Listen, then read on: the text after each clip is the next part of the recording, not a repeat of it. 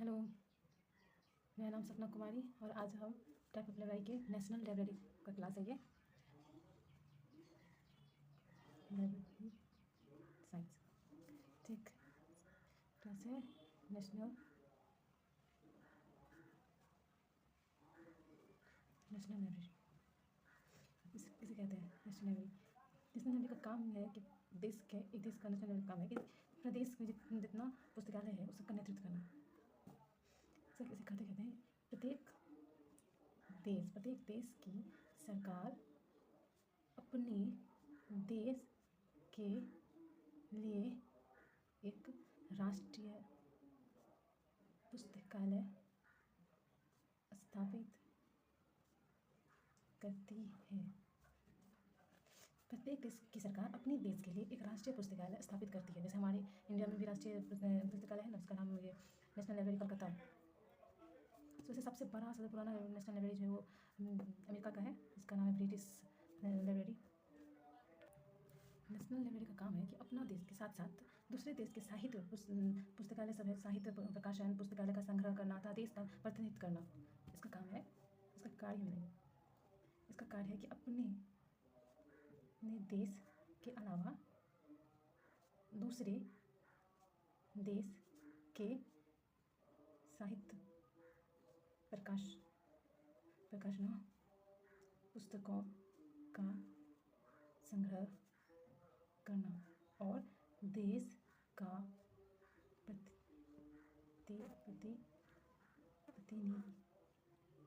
प्रतिनिधित्व करना। इसका काम, इसका एक वेबसाइट होता है, इसका वेबसाइट होता है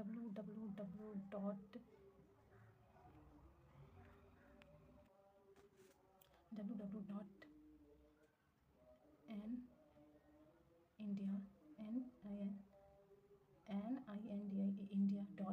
ये आधिकारिक वेबसाइट है, ये आधिकारिक वेबसाइट है।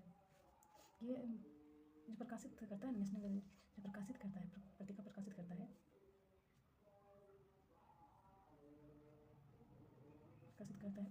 उसका नाम है इंडिया लाइब्रेरी रिव्यू।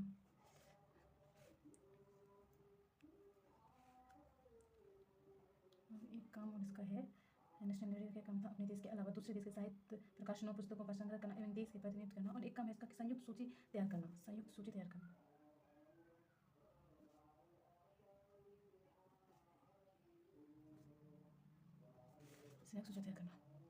अब आते हैं, वैसे सबसे पुराना और सबसे बड़ा नेशनल लाइब्रेरी है अमेरिका का, सबसे पुराना सबसे बड़ा नेशनल, उसका नाम है अमेरिका के नेशनल लाइब्रेरी का नाम है कांग्रेस लाइब्रेरी। पहले अपना इंडिया का पढ़ लेते हैं नेशनल, पहले इंडिया का नेशनल पढ़ते हैं। हम लोग का नाम है इंडियन नेशनल लाइब्रेरी, इसको शॉर्ट में कहते हैं NLI।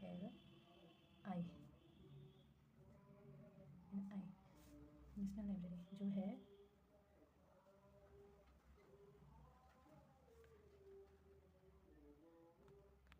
ये हमारे देश की सबसे बड़ा लाइब्रेरी है, नेशनल लाइब्रेरी।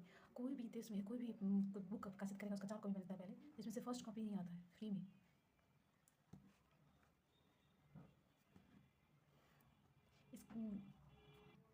ये पहले नेशनल लाइब्रेरी नहीं था, ये पहले कलकत्ता का पब्लिक लाइब्रेरी था। 1835 में इसे 1835 में ये 1835 में कलकत्ता पब्लिक लाइब्रेरी शॉर्ट में कहा जाता था इसको। 1836 में ये ना आम जनता के लिए खोला गया इसको कलकत्ता पब्लिक लाइब्रेरी को। 1836 में आम जनता के लिए खोला गया आम जनता के लिए खोला गया था। ये हमारे देश का सबसे बड़ा लाइब्रेरी है। ये जो है देश का सबसे बड़ा लाइब्रेरी है, 1999 में लॉर्ड कर्जन को तो जानते ही होंगे। लॉर्ड कर्जन जो वायसराय थे, बंगाल के गवर्नर जनरल थे। लॉर्ड कर्जन 1899 से 1905 तक रहे थे अपने पद पे। 1905 में इसके शासनकाल, लॉर्ड कर्जन के शासनकाल में 1905 में बंगाल विभाजन हुआ था। तो लॉर्ड कर्जन जो है 1899 में लॉर्ड कर्जन ने इंपीरियल लाइब्रेरी, एक लाइब्रेरी था जिसका नाम था इंपीरियल लाइब्रेरी, उसको इसे मिला दिया गया। 1999 में ये क्या किया, उस लाइब्रेरी को इसे मिला दिया गया इस कलकत्ता लाइब्रेरी में, कलकत्ता की पब्लिक लाइब्रेरी से मिला दिया गया। इम्पीरियल में मिला दिया, मिलाने के बाद इसका नाम, उसका मिलाने के बाद इसका नाम अलग हो गया। इम्पीरियल लाइब्रेरी मिलने से बाद इसका नाम बन गया new imperial library of India, India one. अब ये new imperial library of India को 1903 में जनता के लिए खोला था, आम जनता के लिए खोल दिया था। आम जनता के लिए 1903 में ये कोलकाता के मेटकॉफ हॉल था एक, उसमें ये आम जनता के लिए खोल दिया था। कब खोला था आम जनता के लिए? तो 30 जनवरी 1903 को कोलकाता के मेटकॉफ हॉल में जनता के लिए खोल दिया था, जनता के लिए खोला था मेटकॉफ हॉल। इसका प्रथम अध्यक्ष जो था ये, उसके बाद न्यू लाइब्रेरी बन गया। इसका प्रथम अध्यक्ष जो था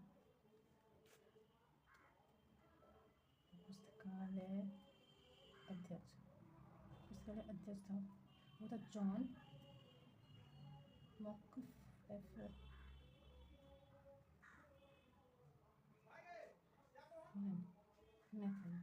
ये लंदन का जो नेशनल लाइब्रेरी था, लंदन का जो नेशनल लाइब्रेरी ब्रिटिश म्यूजियम, इसका ये लाइब्रेरियन था जो यहाँ के पुस्तकालय अध्यक्ष बना। ये नेशनल लाइब्रेरी जो है किसके अधीन है? इस संस्कृति मंत्रालय के अधीन है, मिनिस्ट्री ऑफ कल्चर के अधीन है ये नेशनल लाइब्रेरी। इम्पीरियल लाइब्रेरी को 1999 लॉर्ड कर्जन ने नेशनल मिला दिया था। उसके बाद बना था new imperial library of India. उसको भी 30 जनवरी 1903 को कलकत्ता में मेटकॉफ हॉल में जनता के लिए खोल दिया था। अब बात करते हैं कि इम्पीरियल लाइब्रेरी क्या था, इसका स्थापना कब हुआ?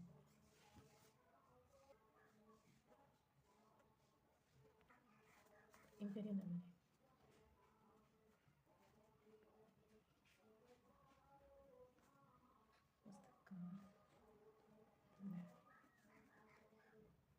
ये भी कलकत्ता में ही था।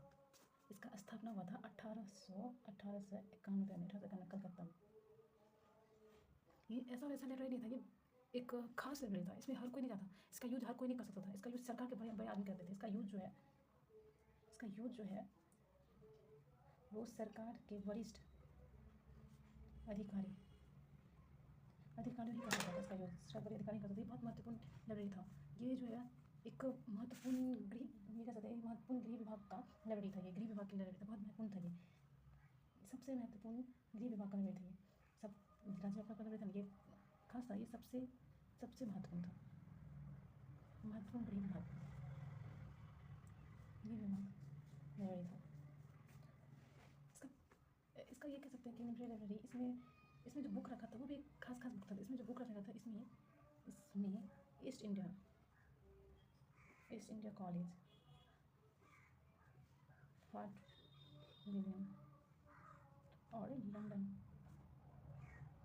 में ईस्ट इंडिया बोर्ड की किताबें इसमें थी। सोचिए इसमें बड़ा बड़ा किताबें रखी जाती थी। ये खास था। इसका पहला जो अध्यक्ष था वो था आशुतोष। इसके प्रथम अध्यक्ष थे सर आशुतोष मुखर्जी थे। इम्पीरियल लाइब्रेरी स्वतंत्रता के बाद जो है ये इम्पीरियल लाइब्रेरी जो है इसका एक अधिनियम बना था, एक्ट आया था 1948 में। उसके तहत जो इसका नाम बदल गया, जो ये नाम था न्यू इम्पीरियल लाइब्रेरी बना था कोलकाता, इसका जो है नाम चेंज करते, एक एक्ट आया था। ये जो एक्ट आया एक, उसका नाम था इम्पीरियल लाइब्रेरी का एक्ट था 1948 अधिनियम 1948। इसके तहत जो है इसका नाम बदल गया, नाम बदल के रख दिया, नाम बदल कर राष्ट्रीय पुस्तकालय कर दिया, राष्ट्रीय पुस्तकालय कर दिया। इसका नाम, ये राष्ट्रीय पुस्तकालय जो बना तब ये आम जनता के लिए नहीं था खुला हुआ था। ये बड़े कोई जाते थे, नॉर्मल इंसान के लिए खुला हुआ नहीं था। नॉर्मल इंसान के लिए खोले थे ये मौलाना अबुल कलाम आज़ाद को खोले 1 फरवरी को 1953 में। तो ये खुला है, आम जनता के लिए खुला है 1 फरवरी 1953 को मौलाना अबुल कलाम आज़ाद ने नेशनल लाइब्रेरी को आम जनता के लिए खोला। भारत अभी भी ये भारत का राष्ट्रीय पुस्तकालय नहीं बना है, ये अभी भी राष्ट्रीय पुस्तकालय है, अभी भी इसका नाम चेंज होगा। ये भारत का नहीं है अभी, ये भारत में ही है, लेकिन इसका नाम अभी राष्ट्रीय पुस्तकालय। बाद में इसका भी नाम चेंज करके भारतीय राष्ट्रीय पुस्तकालय बन गया। इंडियन नेशनल लाइब्रेरी बना, वो बना था तो अधिनियम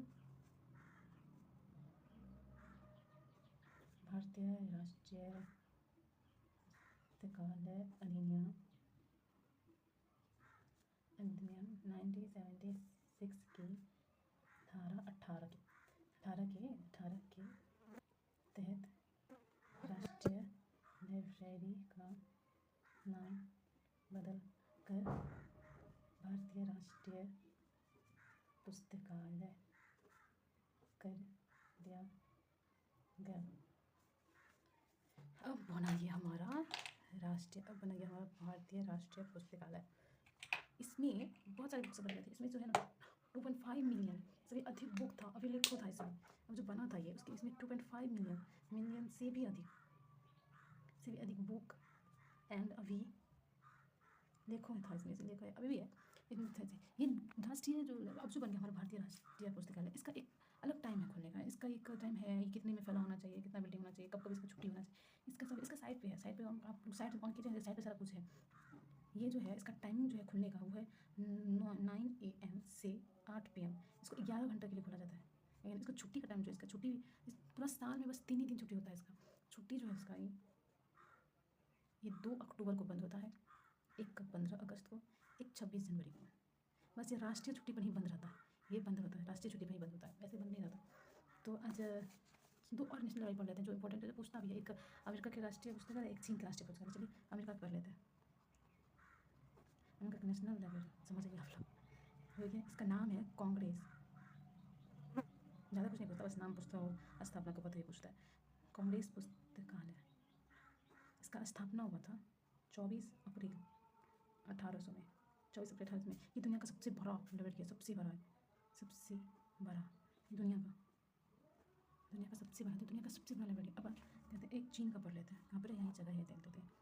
चीन का नेशनल लाइब्रेरी, इसको सॉल्व करेंगे NLC, नेशनल लाइब्रेरी ऑफ चीन। इसका नाम है, ये है बीजिंग चीन में है। ये एशिया का सबसे बड़ा लाइब्रेरी है। चीन इसलिए इंपॉर्टेंट हो गया था ना, ये एशिया का सबसे बड़ा लाइब्रेरी है। इसका स्थापना जो थी, स्थापना हुआ था 1909 में। 1909 में कोई किंग राजवंश के द्वारा स्थापना किया गया था इसका, किंग राजवंश के द्वारा। इसका दूसरा नाम भी है, चीन नेशनल लाइब्रेरी जो है ना, इसका नाम एक मेट्रो कुछ तो नाम है, मेट्रोपॉलिटन लाइब्रेरी नाम है इसका। एक और रिवीजन कर ले। नेशनल लाइब्रेरी प्रत्येक देश सरकार अपने देश के लिए राष्ट्रीय पुस्तकालय स्थापित करता है। इसके कार्ड, इसका वेबसाइट है www.indian ऑर्गेनाइजेशन। प्रत्येक पुस्तकालय